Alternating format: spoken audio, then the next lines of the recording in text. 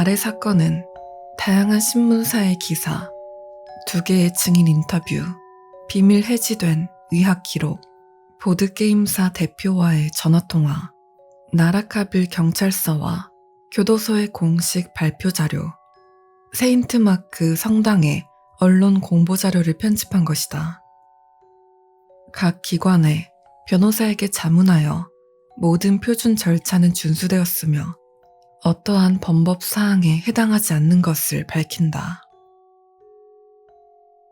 2013년 1월 9일 수요일, 아널리스 라이트는 다른 선물들과 함께 13번째 생일 선물로 위자보드를 받았다.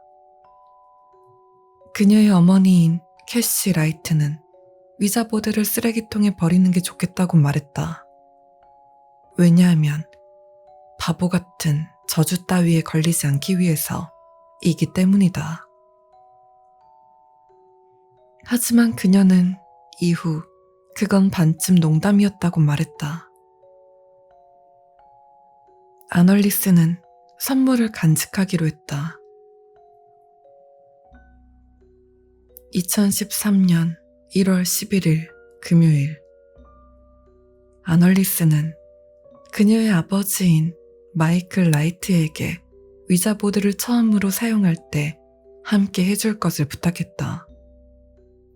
그녀는 인터넷에서 찾은 설명서에서 위자보드는 최소한 2명이 사용해야 한다는 경고문을 읽었다고 주장했다. 그리고 그녀의 엄마는 위자보드는 소름이 돋게 한다는 이유로 아널리스의 요청을 거절했다. 아널리스의 어린 남동생 조셉 라이트가 아직 6살밖에 되지 않았기 때문에 아널리스는 마이클이 그녀의 어쩔 수 없는 선택지라고 했다. 마이클은 그 요청을 거절했다. 2013년 1월 12일 토요일,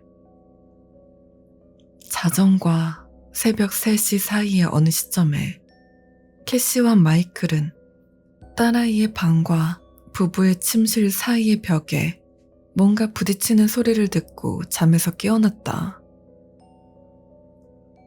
아이의 방에 들어가자 그들은 아널리스가 깨어있고 방 한가운데 서 있는 것을 보았다. 위자보드가 바닥에 뒤집힌 채로 놓여 있었다. 그들이 아이에게 벽에서 난 소리에 대해 묻자 아이는 악몽을 꾸었다고 대답했다. 아이에게 악몽을 꾼 것과 거의 2미터에 가까운 천장 근처에서 부딪히는 소리가 들린 것이 어떤 연관이 있냐고 추궁하자 아널리스는 울음을 터뜨리며 부모에게 방에서 나가라고 부탁했다. 2013년 1월 16일 수요일, 3일간 학교에 결석한 이후 캐시는 아널리스를 응급실에 데려가겠다고 말했다. 엄마의 결정을 듣자마자 아널리스는 울음을 터뜨리며 자기가 거짓말로 아픈 척을 했다고 시인했다. 왜 평소에 그녀답지 않게 그런 짓을 했냐고 묻자 아널리스는 엄마에게 위자보드가 그렇게 하라고 지시했다고 말했다. 캐시는 충격받은 채 아널리스를 꾸짖고 그런 멍청한 장난감에 신경을 쓰며 거기서 나오는 말을 듣는 것은 좋을 것이 하나 없을 거라고 말했다. 아널리스는 좋을 것을 찾으려는 의도가 아니라 나쁜 일이 일어나는 것을 방지하려고 위자보드를 따랐다고 대답했다.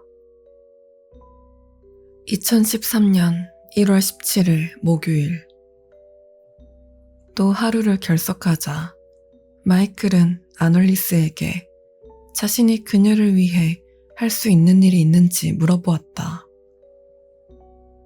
아널리스는 그녀와 함께 위자보드를 같이 하자고 한 번 더 부탁했다. 이번엔 마이클이 승낙했다.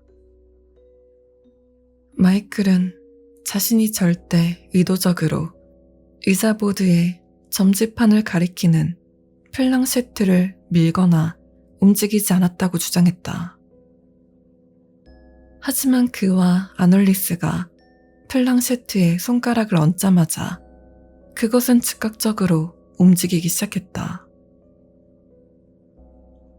67가지 글자를 가리킨 뒤 마이클은 힘을 써서 플랑셰트의 진로를 막아보려 했다. 하지만 작은 나무 조각이 움직이는 것을 막지 못했다. 아널리스는 이 시점에서 울음을 터뜨렸으며 대답을 할 수 없는 상태였다. 마이클의 노력에도 불구하고 플랑셰트는 군중이라는 단어를 완성했다. 그리고 그 후 벽으로 날아가 움푹 파인 자국을 만들며 떨어졌다. 2013년 1월 18일 금요일, 마이클은 위자보드를 거실의 벽난로로 가져가 붓으로 했다. 그는 실수로 그의 셔츠 소매에 불을 붙이고 말았고 그의 몸 90% 이상은 3도 화상을 입었다. 의사들은 그 화상이 치명적이라 진단했고 마치 대형 자동차 사고에 휩싸인 사람 같다고 말했다. 캐시는 이 사고가 일어날 때 그것을 목도했으며 마이클이 바닥에 굴러 불을 끄는 것을 도왔다. 그녀는 불꽃이 10초도 안 되게 지속되었을 뿐이라고 말했다. 캐시는 팔에 3도 화상을 입었으며 그날 밤에 퇴원했다. 마이클의 상태는 극도로 위중하였으며 대여섯 가지의 수술을 위해 병원에 입원해야 했다. 의자보드는 아무런 상처도 입지 않았다. 2013년 1월 19일 토요일, 캐시는 아널리스의 비명을 듣고 잠에서 깨어났다. 팔의 화상 때문에 처방받은 옥시모르핀 때문에 몽롱한 상태로 캐시는 아널리스의 방에 들어갔다. 그녀의 두 아이들은 위자보드 위에 서 있었다. 아널리스는 눈물을 흘리며 조셉이 위자보드를 사용해버렸다고 말했다. 그리고 조셉이 이것을 해방시켰기 때문에 그것을 막으려 시도조차 할 수 없었다고 말했다. 조셉은 누나가 왜 이렇게 화를 내는지 이해하지 못한다는 얼굴이었으며 아무 말 없이 방을 나갔다. 캐시는 아이들에게 개별적으로 진정하라고 말해주었다. 그리고 다시 잠에 들기 전에 나라카빌 병원에 전화하여 마이클의 상태를 확인했다. 캐시가 다시 잠에서 일어났을 때 집은 조용했다. 조셉의 방을 점검할 때 캐시는 조셉이 이웃집 고양이 피클스를 죽였다는 것을 알게 되었다. 조셉은 고양이를 여러 개의 작은 덩어리로 토막내었다. 그는 그녀를 올려다보곤 미소 지었다. 그리고 그 순간 캐시는 조셉이 뭔가를 씹고 있는 것을 보았고 그것은 아이의 볼을 따라 밑으로 흘러내리고 있었다. 공포에 질린 채 캐시는 그것이 고양이의 내장 조각임을 깨달았고 그것을 손으로 빼내려 했다. 조셉은 그녀의 손가락을 깨물었고 7 바늘을 꿰매야 하는 상처를 냈다. 수술을 위해 나라카빌 병원으로 돌아가기 전에 캐시는 아널리스를 확인하러 갔다. 아이는 벽에 머리로 몸을 지탱한 채 거꾸로 서서 잠들어 있었다. 2013년 1월 20일 일요일, 캐시는 눈물을 흘리며 고양이의 잔해를 상자에 담아 이웃에게 전해주며 안을 보지 말라고 했다. 그녀는 이게 이 사건의 끝일 거라고 생각했다. 그날 늦게 캐시는 극도로 지친 상태로 조셉의 방에 들어갔고 그녀의 6살짜리 아들이 고양이의 잔해를 파헤치고 그 피로 벽에 글을 쓴 것을 발견했다.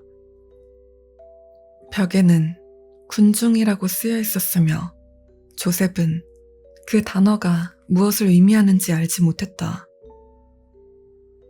밤늦게 조셉에게 물어보았을 때 조셉은 그 단어의 철자도 쓰지 못했다. 이웃은 캐시에게 고양이를 다시 돌려줄 필요는 없다고 말했다. 2013년 1월 21일 월요일 캐시는 나라카빌 병원에 전화를 걸어 조셉이 자해해야 할 가능성이 있다며 정신과 병동에서 입원 치료를 할 수 있는지에 대해 물어보고 있었다. 그녀가 통화하는 것을 들은 직후 조셉은 극도로 흥분한 상태가 되어 나를 멀리 가두지 말아줘요. 안 그러면 난 그 사람하고 둘이 남게 된단 말이에요. 라고 대답했다. 그는 이후 더 이상의 설명을 하지 못했으며 대신 울기만 했다. 나라카빌 경찰이 고양이 사건 때문에 출동했다.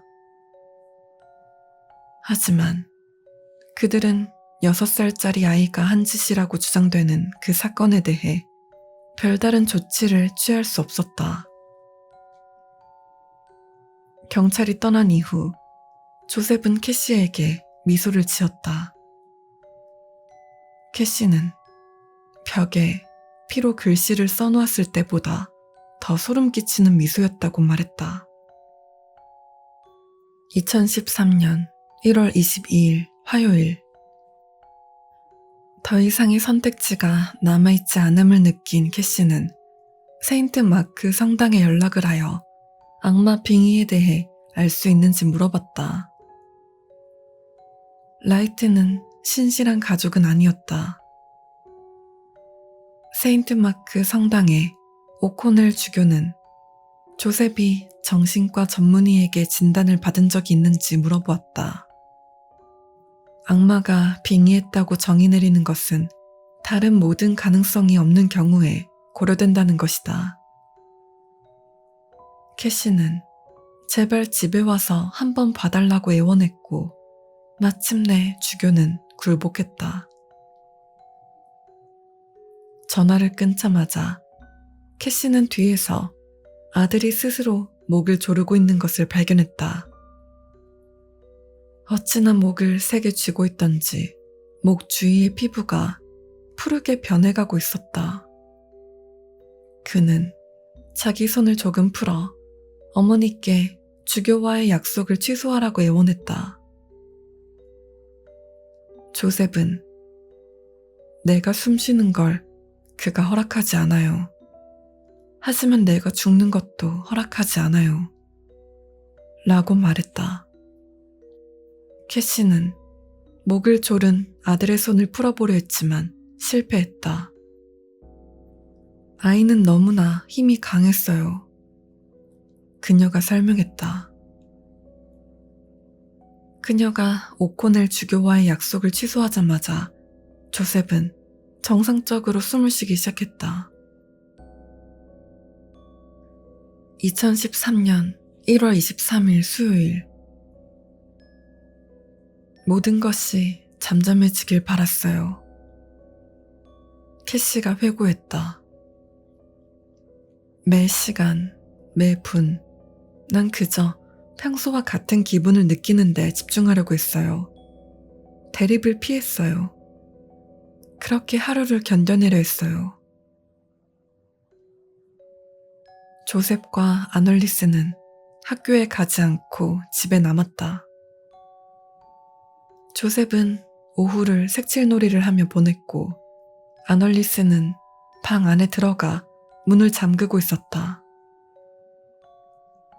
조셉의 그림은 확연히 잔혹하고 피투성이었지만 어떤 극단적인 징후나 명백한 원인을 나타내진 않았다. 캐시는 아널리스를 주기적으로 확인했다. 13살짜리 아이는 계속되는 간섭에 조금 짜증나 보이긴 했지만 어쨌든 화를 내지는 않았다. 캐시는 저녁으로 피자를 주문했으며 아이들과 함께 조용히 저녁을 먹었다. 오후 7시 13분, 마이클 라이트가 사망하였다. 2013년 1월 24일 목요일, 캐시는 남편의 죽음 이후 극심한 분노를 느꼈다. 아침 일찍 캐시는 아널리스가 자기 옆에 앉히곤 딸의 항의에도 불구하고 의자보드를 사용했다. 이 모든 것을 끝낼 시간이야. 캐시는 아널리스 방의 문을 잠그며 말했다. 조셉은 방문을 두드리며 그들에게 그만하라고 애원하고 위협했다. 아널리스는 엄마가 강제로 플랑셰트 위에 손가락을 가져다 대도록 하자 훌쩍거리기 시작했다. 플랑셰트는 그들의 손가락 밑에서 진동하고 있었다. 플랑셰트가 위자보드 위를 무시무시한 속도로 움직이기 시작하자 두 아이 모두 더 크게 그만하자고 애원했다. 캐시는 양손을 바삐 놀려 메시지를 기록하려 했다. 그것은 멈추기 전에 나랑 단둘이 이야기하자 캐시 라고 말한 것처럼 보였다. 두 번째 메시지는 내 이빨은 네 촉촉한 피부 속을 너무나 맛있게 느낄 거야 였다. 플랑셰트는 그 직후 방을 날아가 저번에 부딪혀 구부러진 벽에 정확히 다시 부딪히곤 쪼개져 버렸다. 그 벽은 아널리스의 침실과 부부의 침실을 나누는 벽이었다. 아널리스는 방에서 도망쳤고 문가에서 동생과 부딪혔다. 캐시는 몇 초가 지난 후에야 조셉이 아널리스의 목을 조르고 있는 것을 알아차렸다. 그녀는 즉시 둘을 떼어놓으려 했지만 어찌된 일인지 이 6살 아이가 내 남편보다 힘이 강했어요 라고 주장했다. 캐시는 아널리스를 구할 수 없었다. 나라카빌 경찰은 처음엔 캐시가 자기 딸을 죽였다고 추정했지만 조셉의 손톱 밑에 묻은 아널리스의 피를 설명할 수 없었다. 아널리스의 검시 결과 목의 상처는 조셉의 손모양과 정확히 일치했다. 캐시는 바로 119를 부르진 않았다. 그녀는 나는 내 딸이 죽은 것을 이미 알고 있었다고 주장했다. 대신에 그녀는 조셉에게 아래층으로 내려가 기다리라고 했고 그녀는 아널리스의 방에 조금 있어야겠다고 했다. 캐시는 조셉이 아빠의 죽음 이후 그렇게 기뻐했던 적이 없었다고 주장했다. 캐시가 아널리스의 방에서 뭘 했는지에 대한 증거는 없다. 조사관들은 아이의 방 침대 위에서 위자보드를 발견했다. 부서진 플랑셰트의 끝은 N을 가리키고 있었다. 캐시는 그녀가 아들에게 해준 마지막 말은 아가, 정말 미안하다. 하지만 이게 널 해방시켜줄 유일한 방법이야 라고 했다. 조셉의 죽음은 교살에 의한 질식으로 판결되었다.